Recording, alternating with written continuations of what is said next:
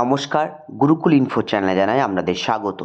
বকেয়া ডিএ নিয়ে ফিনান্স ডিপার্টমেন্টের যে অর্ডার, সেই অর্ডারের পরিপ্রেক্ষিতে সরকারি কর্মী সহ যারা সরকারি পেনশনার তাদের কিন্তু অ্যাকাউন্টে অথবা পিএফ অ্যাকাউন্টে অলরেডি বকেয়া ডিএর কিছুটা অংশ ক্রেডিট হয়েছে।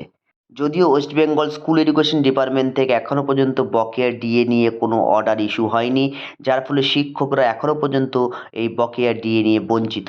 এরই মধ্যে বিকাশ ভবন থেকে একটি এই ডিএ সংক্রান্ত অর্ডার ইস্যু হলো, সেটাই আপনাদের সামনে শেয়ার করব। ভিডিওটি শুরু করার আগে যারা যারা নতুন তাদের বিশেষ অনুরোধ, চ্যানেলটি সাবস্ক্রাইব করে পাশে থাকবেন, পাশে থাকা বেল বাটনটি অবশ্যই প্রেস করে দেবেন।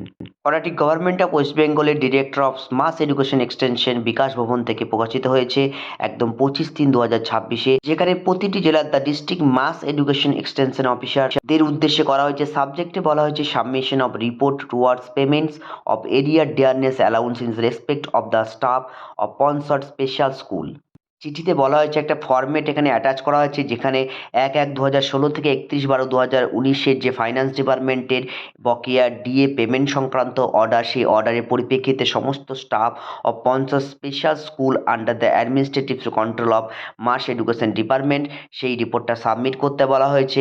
সেই ফর্মে যেখানে district wise requirement of funds towards payment of arrear DA for the period from 1/1/16 থেকে 31/12/2019, এখানে এই ফরম্যাটের যাবতীয় তথ্যগুলোকে সাবমিট করতে হবে প্রতিটি জেলার ডিস্ট্রিক্ট মাস এডুকেশন এক্সটেনশন অফিসারকে।